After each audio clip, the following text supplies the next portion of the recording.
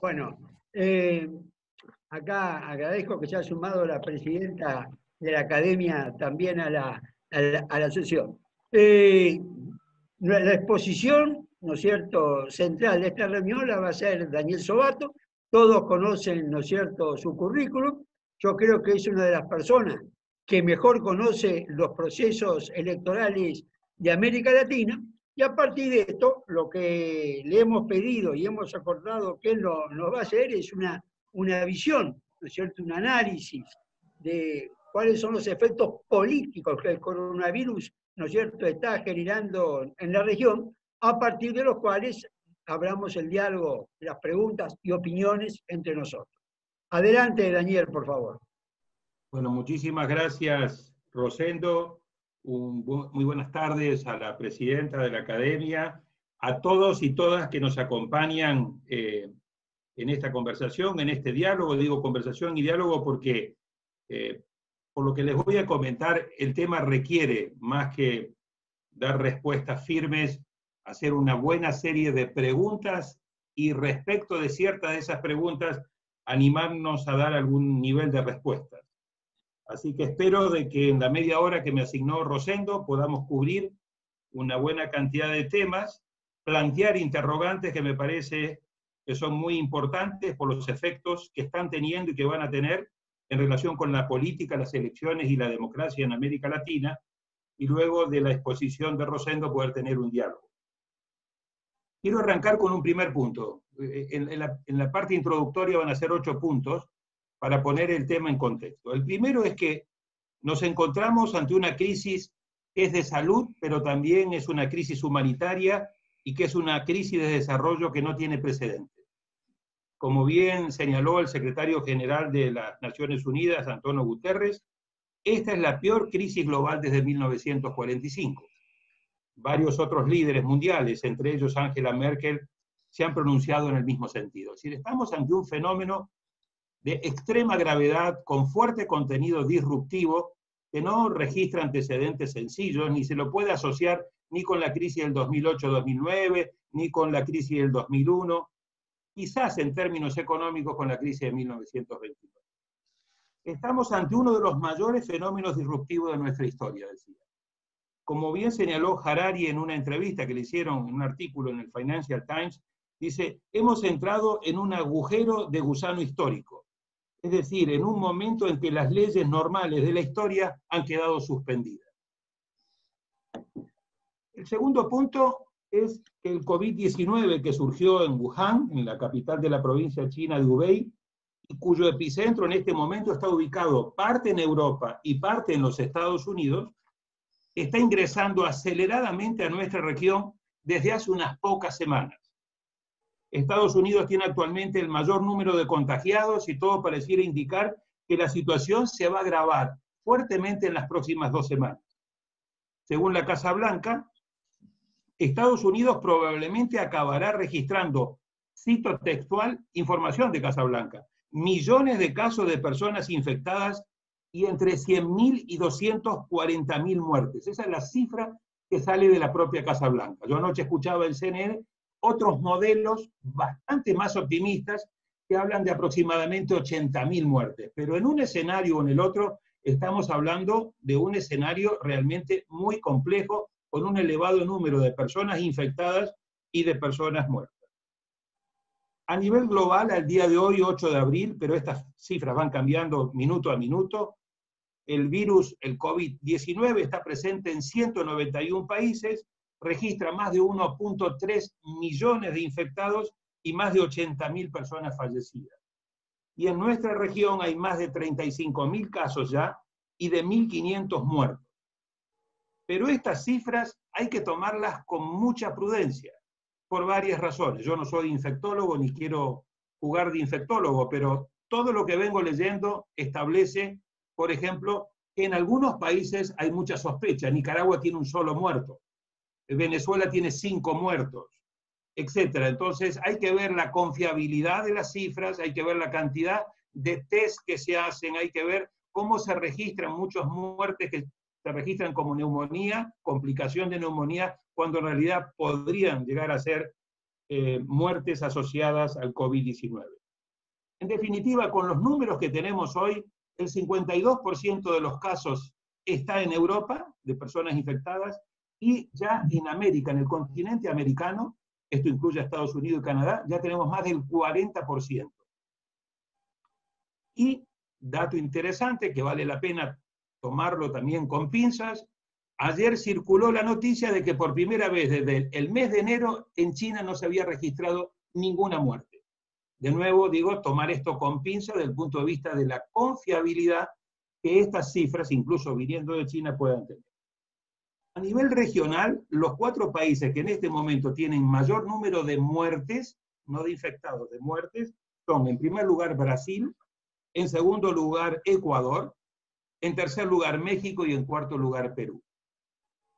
Pero vuelvo a decir, hay que tomar estas cifras por un lado con mucha preocupación y por el otro lado hay que poner atención a lo que viene advirtiendo la Organización Panamericana de la Salud a través de su directora, Carissa Etienne, donde ha dicho, primero, estamos en el inicio del inicio de esta crisis en América Latina. En segundo lugar, esta es una pandemia que va a tener su pic, su momento quizás de mayor gravedad, entre fines de abril, mayo, junio, dependiendo de los países. Y en tercer lugar, cito textualmente a la señora Etienne, de la Organización Panamericana de Salud, dijo, la región se tiene que preparar, y cito, para un verdadero tsunami de contagios. Ese fue el término que utilizó. Cuarto, debemos ser cautelosos y prudentes con nuestros análisis y proyecciones, ya que existe sobre el tema de salud, pero sobre el tema económico, sobre el tema del desempleo, sobre el tema social y sobre el tema político, un altísimo grado de incertidumbre. Hay cosas que sabemos, pero hay muchísimas cosas que creemos que sabemos y no sabemos, y hay mucho más que realmente no sabemos. No sabemos la gravedad, no sabemos el tiempo que esto va a durar, y no tenemos debidamente calibrado consecuentemente las consecuencias. Enfrentamos, por lo tanto, una crisis a su vez que además de compleja es múltiple y actúa a nivel de cascada. Es decir, por un lado tenemos una crisis de salud, pero también tenemos una crisis que le pega a la economía, que le pega a las finanzas, que le pega al empleo, que trae consecuencias sociales muy graves en relación con el tema del aumento de la pobreza, del aumento de la desigualdad, y consecuentemente todo esto puede ser caldo de cultivo para protestas sociales de mucha magnitud, crisis de gobernabilidad, está afectando el calendario electoral a nivel mundial, y luego lo vamos a ver a nivel regional, y también está afectando nuestro propio estilo de vida. Esto que estamos haciendo hoy es un ejemplo, cada uno confinado en su casa, vía videoconferencia. El quinto punto es, en América Latina la pandemia vino a sumar mayor complejidad e incertidumbre y volatilidad a una región que ya a fines del año 2019 y principios del 2020 ya tenías un alto grado de incertidumbre, de complejidad y de volatilidad. Es decir, América Latina, como ustedes recuerdan, a fines del año 2019 había tenido esta ola de protestas arrancada por Haití, Honduras, luego Colombia, Chile, Ecuador, la crisis de poderes en el cual se llevó a la cierre del Congreso en Perú, la anulación de las elecciones en Bolivia. Arrancamos el 2020 con muchos de estos países en alto grado de turbulencia, le sumamos el golpe de Estado que Maduro le trató de dar a Guaidó para arrebatarle la presidencia de la Asamblea Nacional, le tenemos que sumar la iniciativa del presidente Bukele en El Salvador, que trató de presionar al Congreso, entrando con los militares en El Salvador para presionarlos por un acuerdo sobre el tema de un préstamo, etc. Es decir, ya teníamos una región muy complicada, con un escenario económico anémico. La región había crecido el año pasado 0.1%, cerraba la década creciendo nada, y con el aumento de la pobreza y con un retroceso en materia de la reducción de la desigualdad. Esta pandemia le viene a agregar mucha más complejidad, mucha más incertidumbre, ya lo vamos a ver ahora en términos en economía y en lo social. Sexto, los efectos de la pandemia saliéndonos ahora del tema de salud y entrando a la economía. En materia de economía global y en materia de economía regional, las consecuencias, de acuerdo a todos, a la OCDE, al Fondo Monetario Internacional, al Banco Mundial, van a ser devastadores, ya que es una crisis que afecta tanto a la oferta como a la demanda. Además, a diferencia de otras anteriores, esta crisis se caracteriza por un alto grado de incertidumbre, impacto y duración, lo que hace muy difícil adoptar medidas definitivas, realizar pronósticos y esbozar escenarios plausibles. Como bien apunta la economista de Harvard, Carmen Reinhardt, esta vez la crisis es realmente diferente, porque yo he visto que muchos la quieren asociar con la crisis del 2008-2009. Señala ella que desde los años 30, las economías avanzadas y emergentes no experimentaban la combinación letal de una caída del comercio global, precios de materias primas globales deprimidos y una recesión económica sincronizada. A nivel global, el Fondo Monetario Internacional acaba de anunciar que la economía mundial entró en recesión como consecuencia de las drásticas medidas adoptadas para limitar la propagación del coronavirus. Este es uno de los elementos que tenemos que tomar en cuenta. Muchas de las cosas que se están haciendo para contener la pandemia desde el punto de vista de salud le están pegando negativamente, fuertemente a la economía, y ahí está el forcejeo y el debate de si se pudiera llegar a buscar un equilibrio muy delicado entre una estrategia para atacar el problema de salud sin pegarle demasiado, sin congelar demasiado la economía, sin generar demasiados quiebres de empresas y sin generar demasiado desempleo. Esa es un poco la pugna. En algunos casos incluso ese dilema entre cuánto de salud y cuánto de economía llevó a que varios presidentes perdieran semanas estratégicas en la lucha contra la pandemia. El primer ministro que hoy está hospitalizado, Johnson, del Reino Unido, fue uno de ellos, hasta que un informe del Imperial College le hizo cambiar y le hizo ver la gravedad del problema. Trump es otro, y podríamos seguir nombrando varios más a nivel global. Para The Economist, la economía global, que iba a crecer 2.5, 2.7, o algunos hablaban de 3 puntos este año, va a tener un crecimiento negativo, es decir, va a caer 2.5 en el 2020. Esta recesión, a su vez, puede y seguramente va a gatillar un impacto profundo en materia de desempleo. Lo vimos en Estados Unidos con la cantidad de solicitudes que se han hecho para recibir los beneficios de desempleo. De acuerdo al director de la OIT, dijo que la crisis podía llegar a producir una pérdida de hasta 25 millones de empleo a nivel global. Y 72 horas después salió a decir, me quedé corto y nos quedamos cortos, esto va a ser mucho más grave de esos 25 millones. Pero ya 25 millones de pérdida de empleo es una cifra considerablemente importante, pero que ha quedado realmente muy por debajo del impacto que pueda tener a nivel global. Si de lo global a lo regional pasamos, el escenario es mucho más negativo y mucho más pesimista. Decía que en 2019 la región creció promedio regional 0.1%, es decir, no creció nada. La proyección que tenía CEPAL para este año era 1.3% de crecimiento promedio regional. La proyección que ha hecho CEPAL ahora es, si las cosas no salen tan mal, la región podría caer 1.8%. Si las cosas salen mal, podría caer hasta un 4% o incluso por encima del 4%. Promedio regional.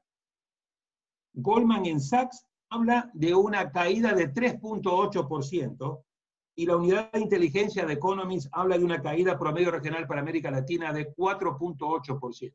Es decir, en cualquiera de los escenarios estamos ante unos escenarios muy graves, pero con el agregado de que en el escenario sin coronavirus, que no era un escenario de mucho crecimiento, porque iba a ser de 1.3, al menos iba a haber economías como la de Colombia y Perú que iban a estar por encima del 3%, la de Chile, dependiendo cómo evolucionara su estallido social, podía crecer hasta un 2%.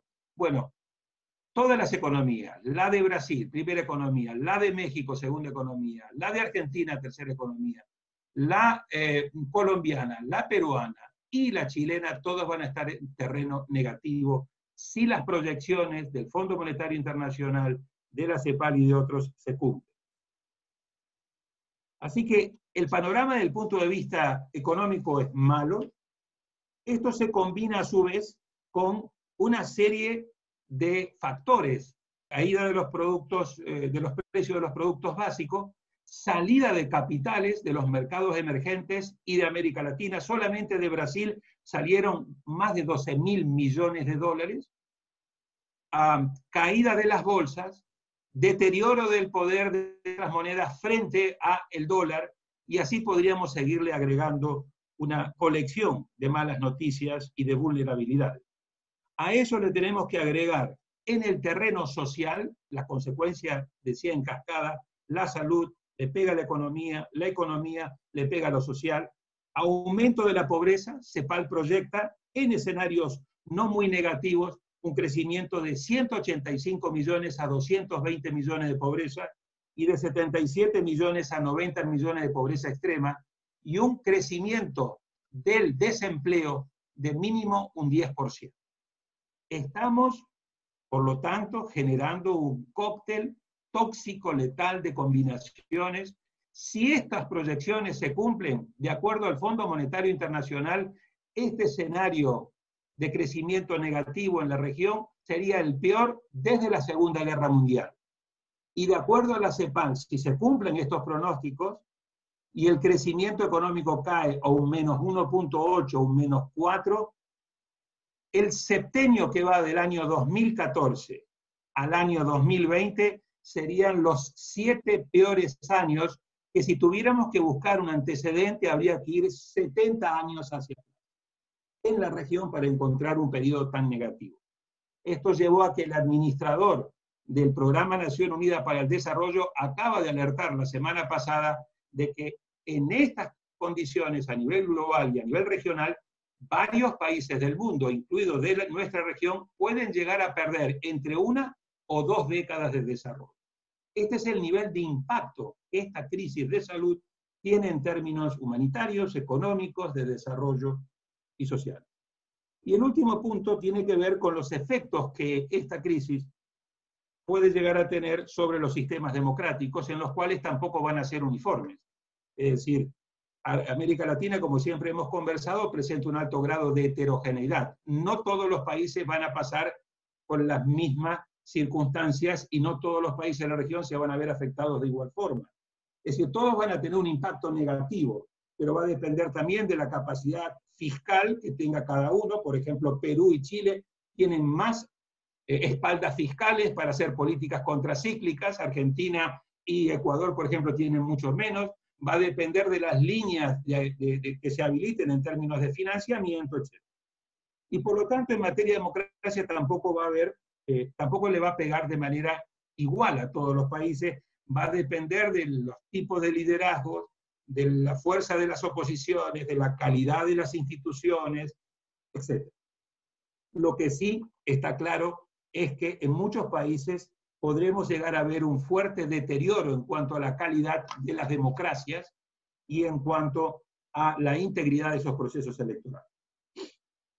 Habiendo puesto el tema en contexto con estos 8 puntos, déjenme avanzar muy rápido sobre algunos aspectos, 6, 7, que me parece que son importantes, que tenemos que considerar para luego tener un buen análisis sobre el tema. Primero, la pandemia del coronavirus constituye una prueba de fuego para el liderazgo latinoamericano. No todos los presidentes están actuando de la misma manera. Yo diría que al principio podríamos agruparlo en 3 categorías. Una categoría que actuó de manera preventiva, rápida y acertada. Una segunda categoría que actuaron de manera errática y con cierta demora. Y una tercera categoría que actuaron de manera irresponsable, subestimando al coronavirus, ignorando el coronavirus o negando aceptar al coronavirus, las consecuencias nefastas que este puede llegar a tener. En esta última categoría coloco a Bolsonaro, que sigue estando ahí, y luego en el análisis podríamos profundizar. Lo está llevando una crisis política, que a lo mejor no le explota ahora porque nadie quiere hacer un juicio político en el medio de esta pandemia, pero que lo está aislando permanentemente, dentro de su propio gobierno, dentro de sus propios ministros, en el Congreso, frente a la Corte Suprema de Justicia, frente a los militares y ciertos grupos que le dieron apoyo. Andrés Manuel López Obrador es un segundo candidato, aunque en los últimos días ha venido cambiando. Él comenzó diciendo no pasa nada, no es peligroso, hay que seguir abrazándose, a ya tomar un poco más en serio este tema y pedirle a la gente, no ha decretado el confinamiento, cerrar actividades que no son indispensables, etc. Y el tercero es el peor de todos, Ortega y su mujer Murillo, que realmente lo que están haciendo es invocando la protección de Dios en términos religiosos y organizando marchas de amor para combatir al coronavirus. Ese es el grado de irracionalidad. La Organización Panamericana de la Salud acaba de advertir que esto puede llegar a ser gravísimo en el caso de Nicaragua.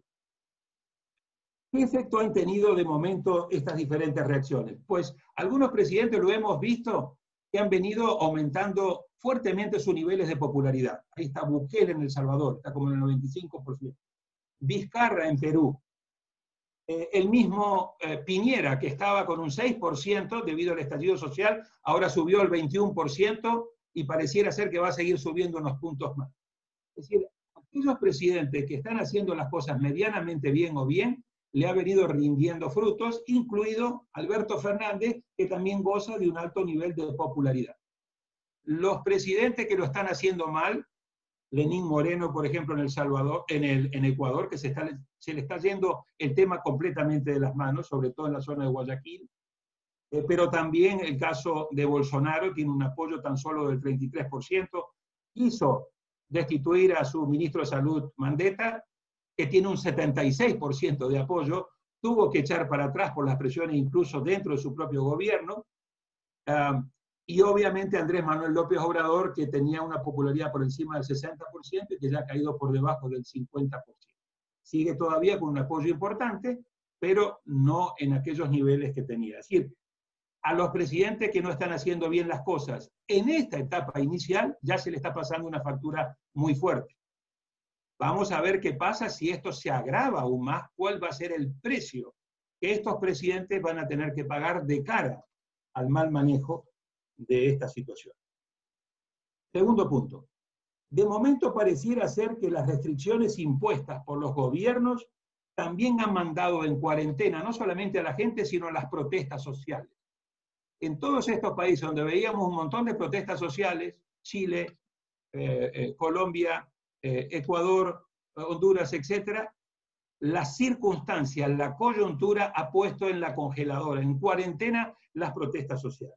Creo que sería un error, pero lo pongo como una hipótesis para conversarlo, asumir de que estos temas ya quedaron resueltos. Una cosa es que hayan puesto un paréntesis, pero mientras no se solucionen los problemas de fondo, las protestas sociales pueden volver a surgir incluso con más fuerza una vez que pase la pandemia o una vez que la pandemia genere mayor cantidad de estragos, porque hay que tomar en cuenta el altísimo grado de informalidad que tiene mucho del empleo en América Latina y lo fuerte que esto podría llegar a pegar, además del agravamiento, como decíamos, de la pobreza y de otras dimensiones. Tercer tema. Estamos viendo en varios países dos cosas. Uno, la puesta en marcha de poderes de emergencia, estado de excepción, toques de queda. Por ejemplo, yo vivo en Santiago de Chile, vivo en Las Condes y yo tengo 3 restricciones. Tengo un estado de catástrofe a la cual se une un toque de queda y a la cual se me une una cuarentena. Yo creo que ni en los momentos de mayor vigencia de gobiernos militares habíamos tenido tal nivel de restricción. Comprensible, porque todo es en beneficio de tratar de fortalecer la política del aislamiento y el distanciamiento social, de mantener a la gente en sus casas, etc.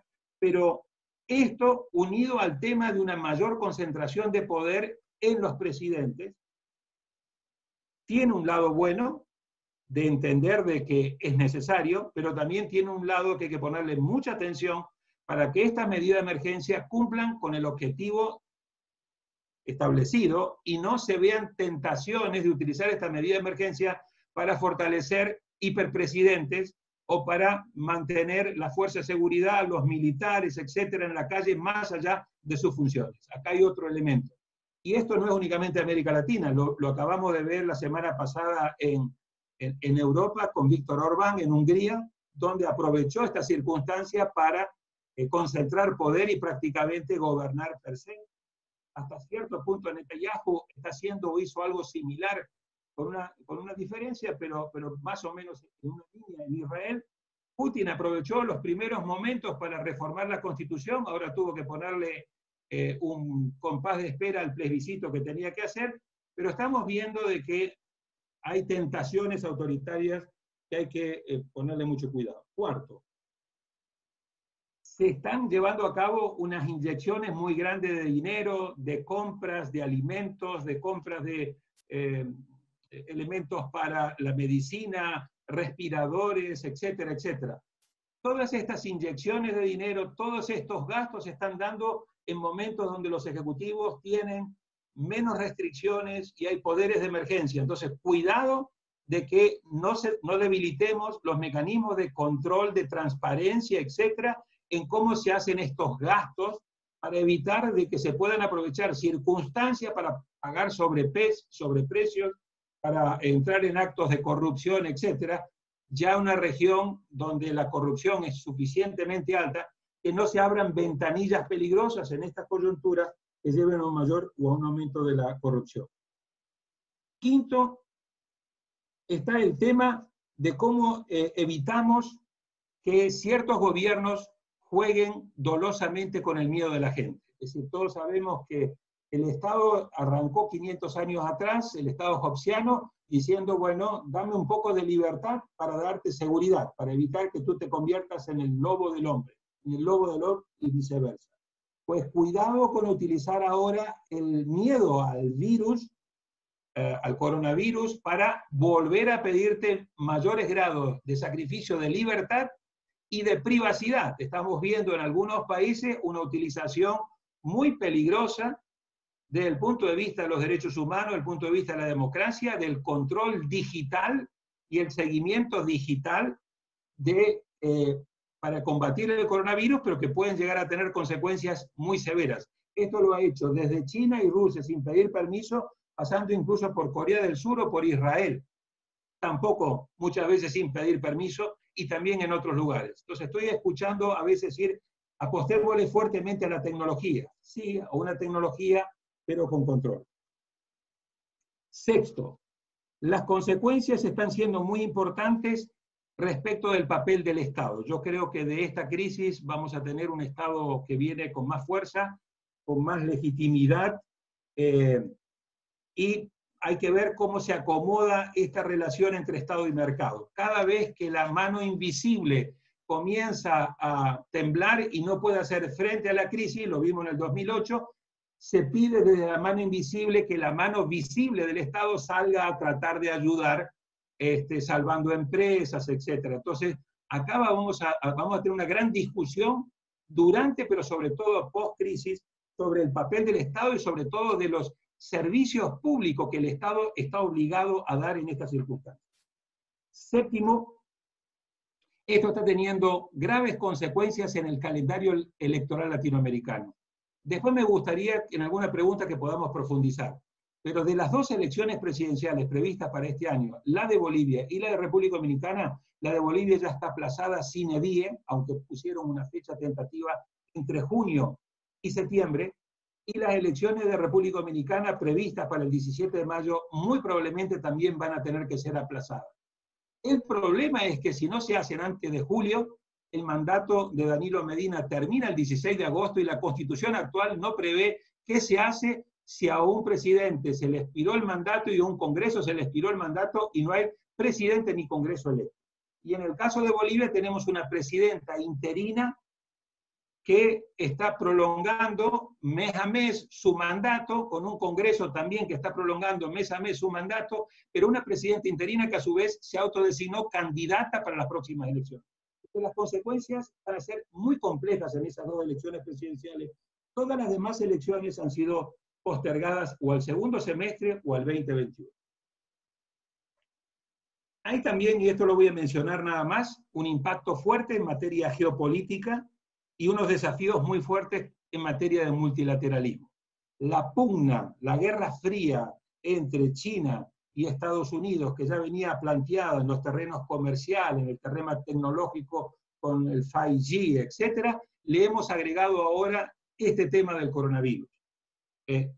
Recriminaciones mutuas, Trump habla del virus chino, aunque la semana pasada hablaron por teléfono y trataron de generar un cierto nivel mínimo de cooperación, lo cierto es que la reunión del G7 fue un fracaso, ni una declaración final se pudo adoptar porque Mike Pompeo insistía de llamar al virus de Wuhan. El G20 acaba de tener una reunión donde sí dijeron cosas importantes, pero no hay un plan de acción similar al que vimos en la crisis del 2008. Estados Unidos no está liderando como debía liderar este proceso y como estábamos acostumbrados a ver a Estados Unidos liderando junto con el esquema multilateral de bancos y de Naciones Unidas, y China ha ido jugando una situación de primero poner la casa en orden y después salir, y todo pareciera indicar de que esa es la apuesta que está haciendo China en este momento. Mientras Estados Unidos se está demorando en muertes y en infectados, China ayer anuncia, nosotros ya no tuvimos ningún muerto. Esto está complicando muchísimo la falta de colaboración y de cooperación de esta crisis, que es una crisis global y que por lo tanto requiere de un liderazgo que dé respuestas globales y además alinear a toda la institucionalidad financiera para inyectar mucha liquidez en muchos de nuestros países, sobre todo en los países que no tenemos gran liquidez, porque claro, Estados Unidos le ha inyectado 2 billones y ahora le va a inyectar más. Europa a su vez está en una situación, hoy tenía una reunión muy importante, de mucha conflictividad interna entre el bloque norte, Alemania y Holanda y otros, frente a la posición de Italia, España y apoyado por Francia. No hay ahí un consenso. Hoy se iba a buscar al menos un mínimo consenso. La posición de los países del sur es coronabonos. La posición de los holandeses hasta hace un rato era vamos a hacer un fondo y vamos a poner plata de manera solidaria como si estuvieran ayudando a los países del tercer mundo, cuando son los propios países de la Unión Europea. Así que ahí estamos teniendo grandes desafíos en materia geopolítica y en materia del multilateralismo. Y me gustaría cerrar brevemente con un par de reflexiones. Esta crisis encuentra a América Latina con ciertas ventajas, lo agarra a América Latina después de que esto estuvo en China, después que estuvo en Europa y después que está en Estados Unidos, le ha dado tiempo a aquellos que han actuado bien como para prepararse y tratar en la medida de lo posible de buscar estrategias para aplanar la curva y evitar que haya un colapso de los sistemas sanitarios y reforzar el sistema sanitario, pero claramente agarra a América Latina en una situación de extrema vulnerabilidad. Democracias frágiles, estados débiles, sistemas de salud que en términos de número de camas y en términos de número de médicos están muy por debajo de la media, con presupuestos de salud bajísimos, promedio 2.2% del PIB, cuando lo mínimo debería ser 4%, de acuerdo a la Organización Mundial de la Salud, y países desarrollados tienen al menos el 6%. Como decía, número de camas y número de médicos muy por debajo, mucho empleo informal, pocos seguros médicos, es decir, una situación de extrema vulnerabilidad. No todos los países por igual, pero sí en un buen número de ellos. A su vez, en una situación económica, como decíamos, muy complicada, con una situación social también con crecimiento de pobreza, desigualdad y marcado desempleo, y con precariedad en el otro tema, en el empleo formal. Y el tema está realmente en cómo buscar alinear una respuesta incluso de mayor coordinación y solidaridad y cooperación en el ámbito regional. Hasta ahora, lo que hemos visto es muy poco. Algunas iniciativas dentro del SICA, Sistema de Integración Centroamericano, unas conversaciones vía teleconferencia de algunos presidentes PROSUR, no todos, la de ayer fue una de ellas, la de semana pasada, tratando de alinear y buscar algunos consensos. Ahí participó, por ejemplo, el Banco Interamericano de Desarrollo. pero no ha habido todavía una conferencia entre todos los presidentes vía teleconferencia como para decir, a ver, pongámonos de acuerdo, ¿qué podemos hacer? ¿Cómo nos podemos ayudar? ¿Qué buenas prácticas podemos emplear? Dejar de lado esta polarización que afecta a la región y concentrarse en respuesta. Los cierres de fronteras, importantes para combatir el coronavirus, pero que también están generando en muchos aspectos roces o problemas crecientes. Todo el tema que se puede llegar a disparar de refugiados, en el caso de Venezuela, si la situación explota en Venezuela, realmente eso va a volver a expulsar una gran cantidad de refugiados que ahora, además de el mal concepto de ser refugiados, le van a agregar también el estigma de ser refugiados que están llevando el virus, con lo cual esto podría generar muchos problemas, sobre todo en América del Sur, Nicaragua en Centroamérica, Triángulo Norte en Centroamérica, con México y Estados Unidos taponando la salida de refugiados. Es decir, estamos en una situación realmente donde podemos ir construyendo escenarios de alto grado de complejidad que demanda respuestas y soluciones globales por un lado, pero también regionales. Esta carta que más de 200 líderes acaban de enviar ayer a los grupos de países del G20, pidiendo acciones inmediatas de mayor liquidez, de mayor concertación en materia de salud, etc., creo que es altamente necesaria en nuestra región. Y finalmente, señalar de que más allá de todo lo que los gobiernos tienen que hacer, que es mucho, también hay mucho de responsabilidad en materia individual. Es decir, mucho del combate al coronavirus, además de las medidas que están tomando los gobiernos, depende mucho de la responsabilidad individual de cada uno de nosotros. Y yo veo que en muchos países, incluido en el que estoy viviendo, mucha gente se lo está tomando muy a la ligera. Como los números todavía de infectados no son muy grandes y los números de muertos no son muy grandes, en muchos casos esto se toma como un break o como una ocasión para ir de vacaciones o como una ocasión para tomarse un descanso, lo cual puede llegar a tener efectos realmente muy, muy graves para nuestra región. Así que ahí hay un nivel de responsabilidad individual muy importante, donde además de lo colectivo, cada uno de nosotros tiene que asumir esta responsabilidad de cómo también ayudar a combatir esta pandemia. Finalmente, una vez que superemos la pandemia, y la vamos a superar con un costo que es muy alto, pero se va a superar, creo que va a venir un mundo nuevo en términos geopolíticos, no muy claro todavía, pero un mundo nuevo. Va a haber una nueva correlación de fuerzas, y creo que también esto nos va a obligar a repensar muchos conceptos. Nos va a obligar a repensar mucho los conceptos de democracia, los conceptos de buen gobierno, los conceptos de la globalización, que ya estaban siendo cuestionados, el concepto de capitalismo. Stiglitz había escrito hace unos meses atrás Capitalismo Responsable. El World Economic Forum había dedicado su sesión de enero a cómo repensar el capitalismo para hacerlo más responsable socialmente y más responsable en materia de cambio climático. Y a su vez, los otros desafíos que teníamos ahí no solamente no han desaparecido, sino que se van a acelerar. Está el tema de la cuarta revolución industrial, está el tema de la pérdida de trabajo y creación de nuevo trabajo por cuarta revolución industrial, está el tema de la globalización, está el tema de repensar la deslocalización y las cadenas de valor, porque volver a dejar todo en China no va a ser, así que yo creo que vamos a ver una reubicación de esas cadenas de valor y de esa deslocalización. Algunas regresarán a Europa, a Estados Unidos, otras irán a Vietnam o a otros lugares, y a su vez todo el tema relativo del cambio climático. Para mí, esta pandemia es una pandemia muy grave, muy seria y muy disruptiva, pero es una pandemia con la cual yo creo que la humanidad puede hacerle frente. El gran tema de fondo es un llamado de atención para repensar y repensarnos, porque el gran tema de fondo que viene es el gran tema del cambio climático. Y con el cambio climático creo que si la humanidad lo ignora en los próximos 20 o 30 años, las consecuencias que estamos pagando hoy van a ser nimias frente a las gravísimas consecuencias que nos traerá el tema de haber descuidado el tema del cambio climático. Así que si lo sabemos aprovechar como un wake-up call y para ayudarnos a repensar, creo que puede ser un buen corrector, pero también un buen llamado de atención para repensar todas estas variables que creo que son tremendamente importantes de cara a cómo gobernar el siglo XXI.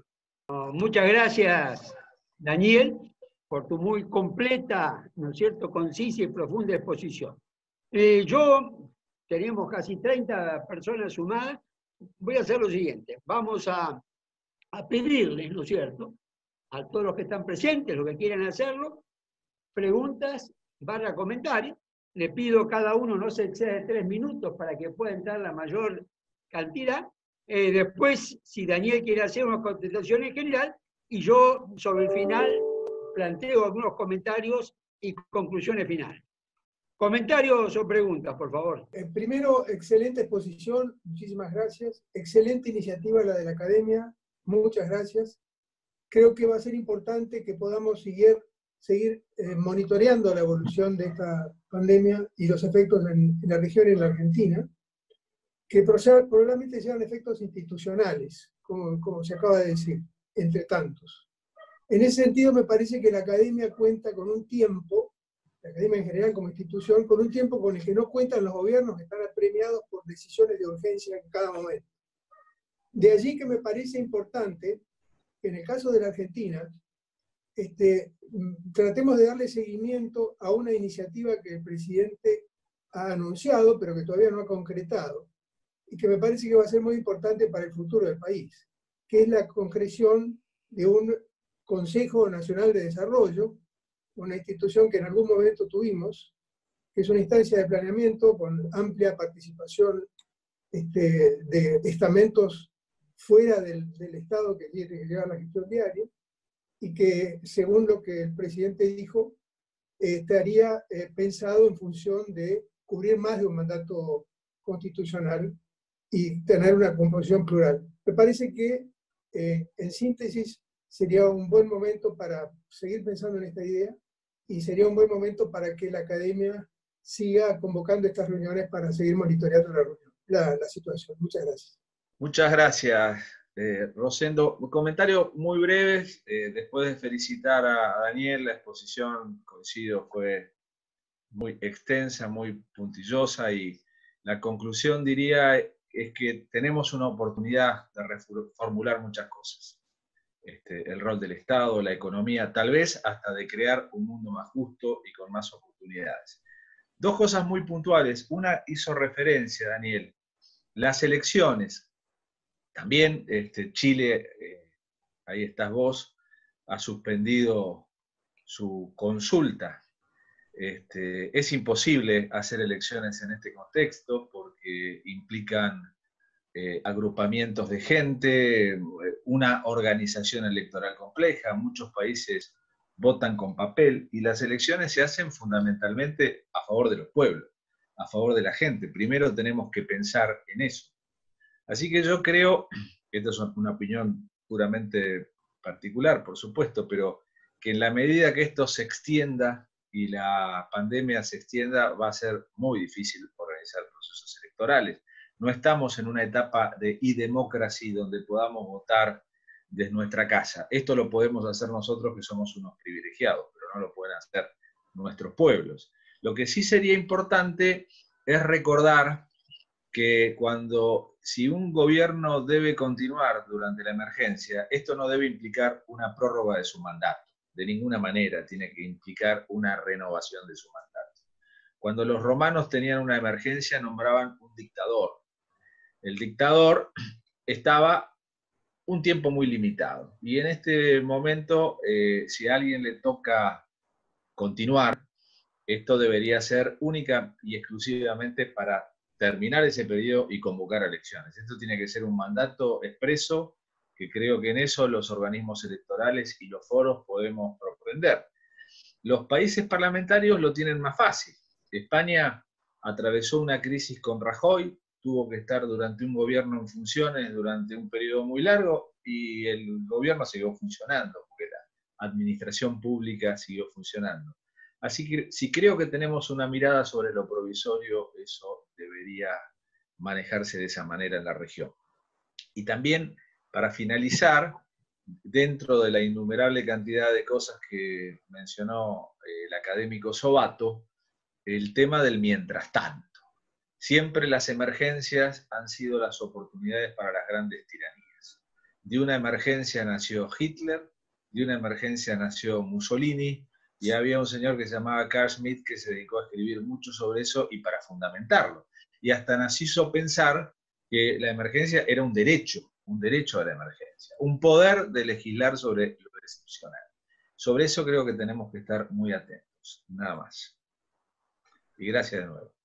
Hola, buenas tardes, buenas noches, perdón, a todas, a todos. Mi nombre es Ana Claudia Santano, yo hablo desde Brasil y pues un gusto escucharle, doctor Sobato. Me pongo un poco triste, de hecho, por un diagnóstico así tan negativo. Lo que puedo decir de Brasil es que en este momento estamos teniendo algunos problemas de carácter político, mucho más allá del carácter de salud, que ya es grave por naturaleza. Claramente no hay casi ninguna medida de seguridad sanitaria, hay muchos discursos políticos. De hecho, el último que se politizó muchísimo y que sigue estando politizándose es de la utilización de la cloroquina como manera de cura, y el gobierno federal está intentando que este discurso prevalezca justamente para acabar con la cuarentena que algunos estados, que algunos gobernadores y algunos alcaldes han impuesto en algunos municipios y estados. Bueno, como si eso no bastara, pues hay todavía yo no sé si es verdad o no, porque no hay información sobre eso, de quién efectivamente está gobernando el país, porque hay un conflicto interno muy claro entre el grupo que defiende al ministro de Salud, que era para haber sido dimitido el lunes por Bolsonaro. Bolsonaro amenazó, dijo en los medios, luego no se confirmó, es un poco táctica.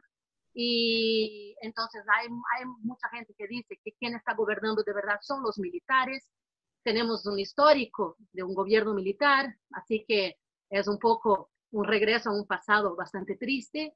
Y por otro lado, Bolsonaro sigue tensionando bastante su grupo de apoyadores, donde niegan directamente el virus. Ellos niegan que haya un mal mayor, ellos niegan que va a pasar toda esta catástrofe, y que de hecho, y perdón por el discurso, pero lo es así, ellos están intentando creer que todo eso es algo de un intento de implantación del comunismo en el país. Entonces, el doctor Sobato ha dicho de Nicaragua, de que la gente está rezando por la calle. Pues aquí está pasando lo mismo, la gente está clamando a Dios de que nada va a pasar y de que tengan que trabajar otra vez más, y que de eso depende la vida y tal. Y bueno, se puede entender porque es un argumento económico. Pero aquí hay claramente un negacionismo ante una religiosidad que está llevando a nosotros al borde.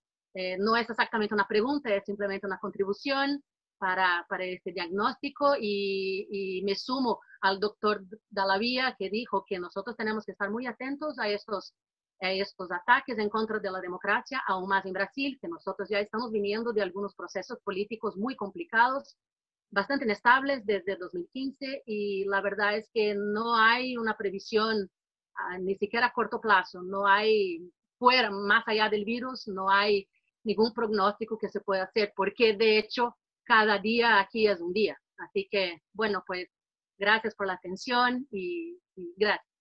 Yo quería hacer una pregunta muy corta, que tiene que ver con la opción entre salud y economía, que en realidad no puede ser una opción, es algo muy difícil, pero se debe encontrar un equilibrio. ¿Y dónde vería Sobato que ese equilibrio podría darse? ¿Cómo se conjugan esas dos cosas, que las dos son necesarias preservar? Perfecto. Bueno, en primer lugar, muchas gracias a las 4 preguntas y a los comentarios.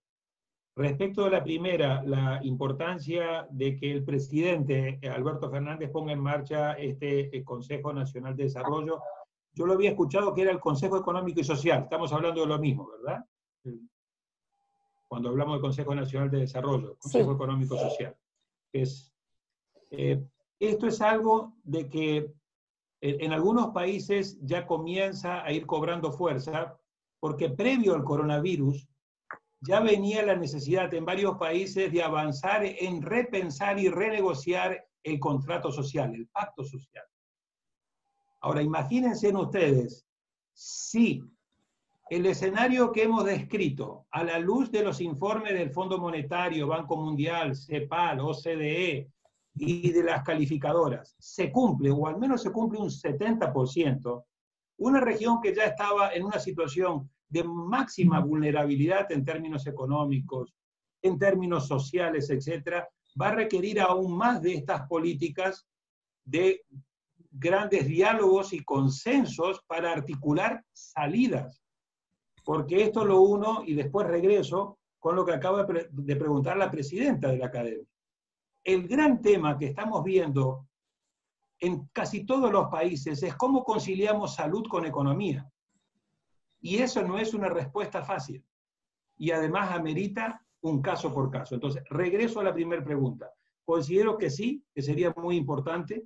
En el caso de Chile, incluso se está hablando hoy, Heraldo Muñoz, el ex canciller, escribe un artículo en el Mercurio donde propone que además se establezca en la presidencia, con un carácter de política de Estado, no partidista, un consejo estratégico para que ayude a mirar el país con una mirada de 10, 15 años, porque, créanme, esta pandemia de la cual todavía no salimos no va a ser la última. O sea, el tema de guerra biológica o de nuevos virus o de nuevas pandemias, en los últimos 20 años hemos tenido varias de estas.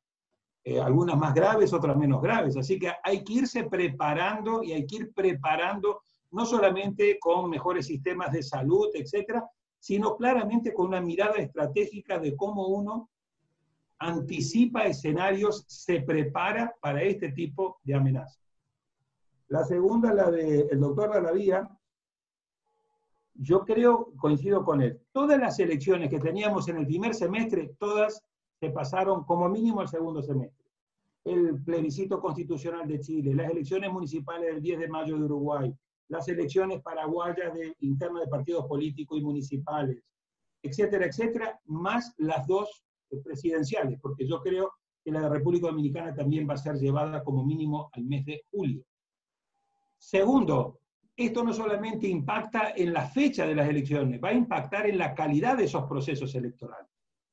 Por ejemplo, dependiendo en qué fecha se haga, mucha gente puede tener miedo y puede decidir no ir y no participar, con lo cual va a aumentar el nivel de abstención, con lo cual eso tiene efectos políticos que van a beneficiar y perjudicar a ciertos partidos. Tercero, se va a instalar como un tema de campaña. Presidentes que lo hicieron bien u oficialismos que lo hicieron bien van a verse fortalecidos de cara a la elección. Y oficialismos que lo hicieron mal se van a ver debilitados. El mismo proceso de reforma constitucional aquí en Chile no va a ser lo mismo lo que iba a ser en abril sin coronavirus del que va a ser en octubre con coronavirus y dependiendo cómo pega el coronavirus.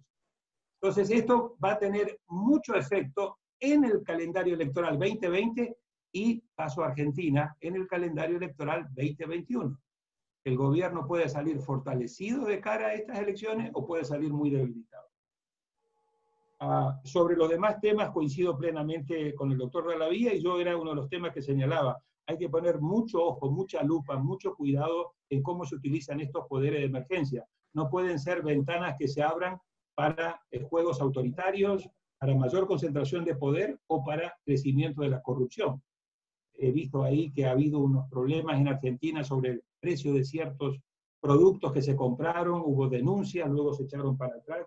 Bueno, estos pueden ser primeros síntomas de mucha atención y mucha lupa sobre cómo se utilizan los recursos, con qué grado de transparencia en materia de probidad y de corrupción.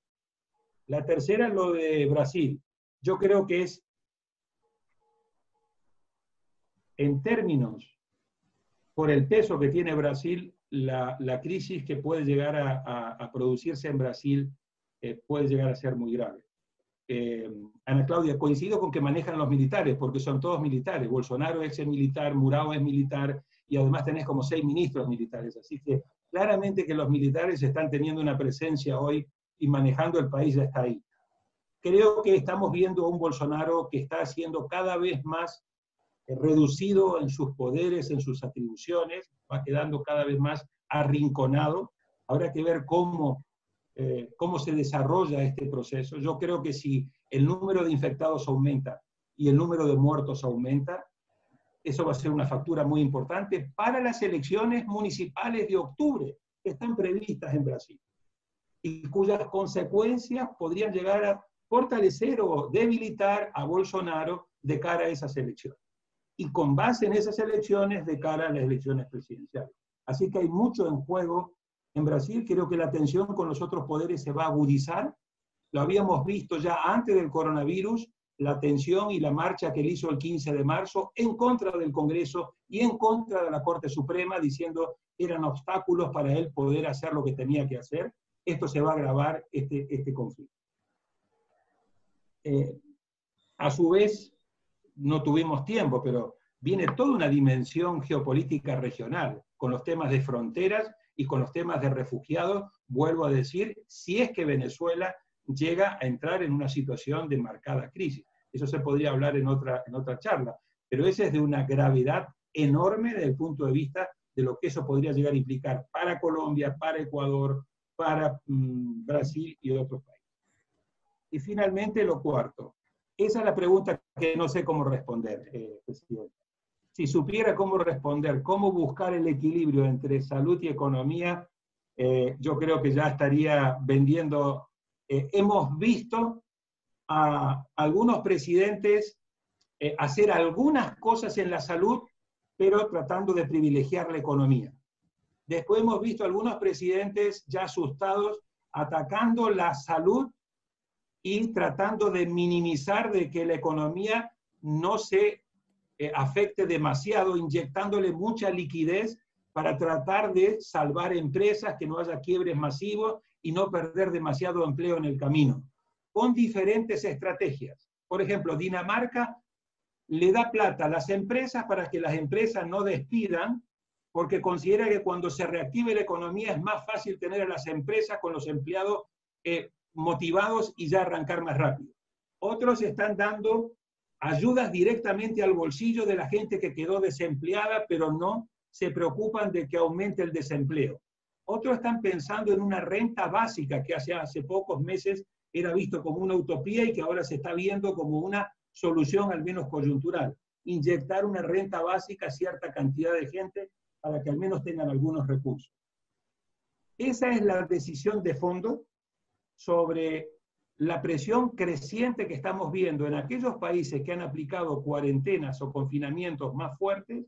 Estamos viendo que desde la economía se está diciendo, oye, esto no puede seguir 2 semanas más o 3 semanas más o un mes más, porque entonces vas a quedar con la gente viva, pero vas a quedar con la economía, y dependiendo de los países, en países como muchos de América Latina, con más del 60 o el 70% de empleo informal, con mucha de la economía en la informalidad, y con niveles de pobreza que van entre el 30 y el 60%, puede llegar a ser devastador.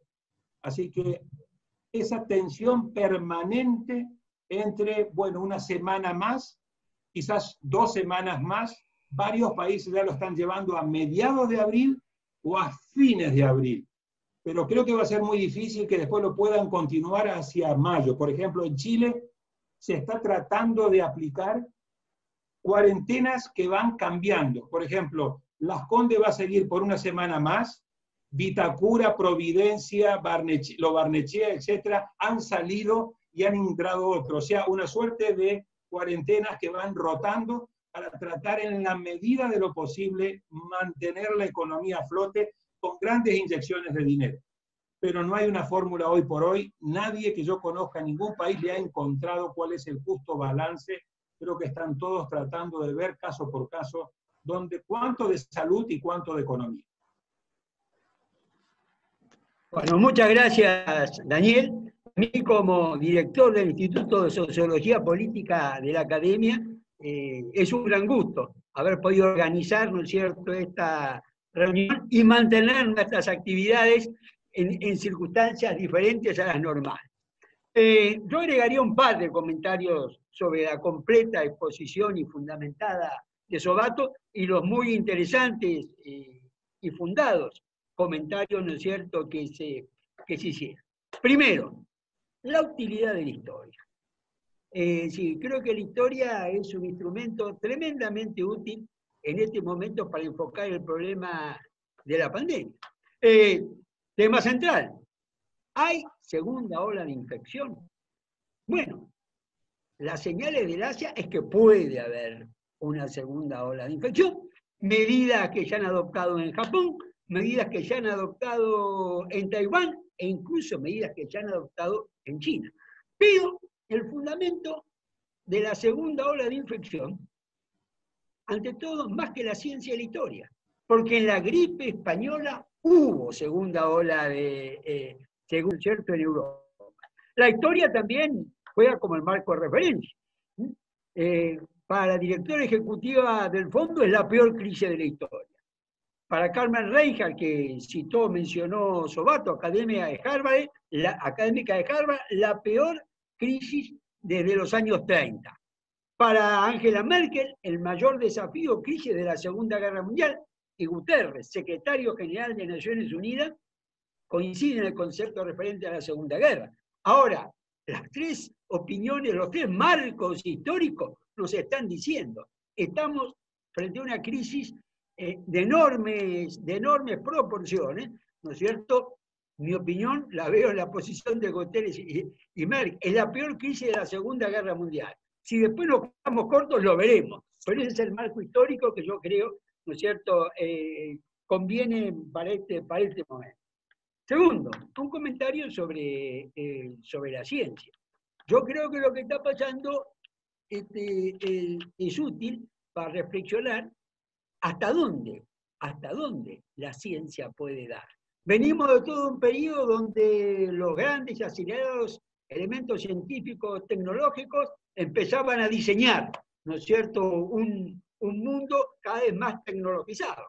Ahora, esto nos llama un poco a la moderación respecto a este tema. Hoy tenemos la inteligencia artificial, que no teníamos antes, las neurociencias, que no teníamos antes, el Big Data, que no teníamos antes, la robótica, que no teníamos antes, y podría agregar más. Sin embargo, las circunstancias nos llevan a que estamos enfrentando el coronavirus con, ¿no es cierto?, la misma política que se usaba antes de Cristo, ¿no es cierto? Entonces yo diría que esto sirve también para en alguna medida replantearnos, discutir hasta dónde, ¿no es cierto?, la tecnología está, ¿no es cierto?, va a determinar tan marcadamente la vida humana, ¿no es cierto?, en los próximos años. Mi tercer comentario va a una cuestión. Yo creo que en esta etapa es fundamental la capacidad de hacerse preguntas. Es muy importante en este momento no caer, en mi opinión, en un pensamiento único. ¿No es cierto? Como que nos dejamos, digamos, no hay posibilidad de discrepar, de opinar de otra manera, ¿no es cierto?, de matizar. Y yo lo que observo, ¿no es cierto?, es que la polémica sobre el barbijo. No podemos ponernos de acuerdo si el barbijo sirve, si no sirve, hasta cuánto sirve, hasta cuánto no sirve, y nos encontramos con algo donde, vuelvo al tema de la tecnología, es decir, que haya escasez de barbijos. En un momento donde además tenemos la industria textil, no solamente en la Argentina, en el resto del mundo, prácticamente parada, y que no seamos capaces de organizar la satisfacción del barbijo, nos está mostrando nuestras limitaciones, nuestro cuestionamiento. Yo creo que acá también, ¿no es cierto?, hay una serie de preguntas que me parece que sería interesante entrar a contestar. La India. ¿Por qué la India? Admito la relatividad de las cifras, pero está muy claro que la India, con 1.300 millones de habitantes, ubicada en el Asia, donde surgió el virus, tiene un nivel, ¿no es cierto?, de contagio sensiblemente menor que el resto de los países incluso de los países que la rodean, no comparado con España, Italia y Francia. Otro caso que me parece interesante y que habría que analizar, Portugal y España. Es decir, Portugal, que es un país con toda su frontera terrestre con España, un nivel de penetración del virus, yo diría que es 5-1 respecto a España en cantidad de infectados, cantidad de muertes, siempre sobre la población, ¿no es cierto? Y así podríamos, el éxito de Suecia en los países nórdicos, con una política, yo diría, de restricciones mínimas. En fin, creo que hay un conjunto de preguntas que en este momento tenemos que hacerlas, porque si nos las planteamos podemos hacer una contribución más eficaz, ¿no es cierto?, para resolver los temas que tenemos por delante. La región, ¿no es cierto?, en este contexto. Somos, junto con el África, las dos regiones menos afectadas por el coronavirus del mundo. ¿Por qué es esto? Porque el virus llega más tarde. Bueno, si llega más tarde, ¿por qué llega más tarde? ¿No es cierto? Pero es por el clima, la ubicación geográfica, la menor interacción con el resto del mundo. Tenemos hipótesis, tenemos conjeturas, tenemos explicaciones. Como muy bien dijo Sobato, esto nos da más tiempo, ¿no es cierto? Más tiempo. Y el tema está que lo sepamos utilizar, ¿no es cierto?, con inteligencia. Mi impresión, esto es una opinión, yo no soy economista, pero creo que cuando volvamos a conversar de este tema, sea en 2, 3 o 4 meses, lo más probable es que los pronósticos de caída del PBI sean mayores que lo que tenemos hoy, a menores que lo que tenemos hoy. Y donde vamos a empezar a ver, y acá hago ¿no es cierto?, una bajada a la política, ¿no es cierto? Para mí el peor momento de los líderes políticos va a ser cuando el coronavirus baje y la economía ocupe el centro de la escena. Enfrentando al coronavirus, hay líderes políticos, ¿no es cierto?, que se han desgastado, pero la mayoría de los líderes políticos, incluido Trump, en la etapa de enfrentar el coronavirus, crece. Ahora, cuando el coronavirus deje el centro de la escena y la economía, con los efectos sociales, ocupe el centro de la escena, me da la impresión que ahí lo que vamos a decir va a ser el momento más difícil, ¿no es cierto?, para los líderes políticos. Una región, como bien dijo Daniel, extremadamente débil en materia social. Somos la segunda región por pobreza, ¿no es cierto? Está solo peor África. Somos la peor región en este es el tema. Somos la antepeor en informalidad, ¿no es cierto? El África está peor y venimos, como muy bien dijo Daniel, de un periodo de bajo crecimiento. En algún país como la Argentina es estancamiento caída, ¿no es cierto?, en nuestro país. Bueno, las mediciones sobre qué sucede en el mundo informal son mucho más limitadas que lo que sucede en el mundo formal. Pero, a ver, y yo sé que voy a bajar una anécdota, pero ¿qué es lo que está pasando, ¿no es cierto?, en la Argentina, en las zonas más vulnerables? Hace ya 15 días se encontraron que la gente no podía cocinar. Cocinar. Porque ya no tienen el dinero para comprar la garrafa de gas, con la cual en los sectores más vulnerables, al no tener conexión de gas, cocinar. Entonces los intendentes repartían el bolsón de comida que antes la gente podía cocinar y ahora la gente no la podía cocinar, donde ahí entró el papel de las Fuerzas Armadas para cocinar, ¿no es cierto?, la comida. Es decir, y así como otros, nos estamos encontrando, no con datos que todavía no lo tenemos, sino con situaciones que nos van mostrando la velocidad que está teniendo, ¿no es cierto?, el deterioro social. La política, que acá ya voy terminando ¿no es cierto?, mi comentario. Los impactos políticos van a ser, pero empiezan a ser importantes.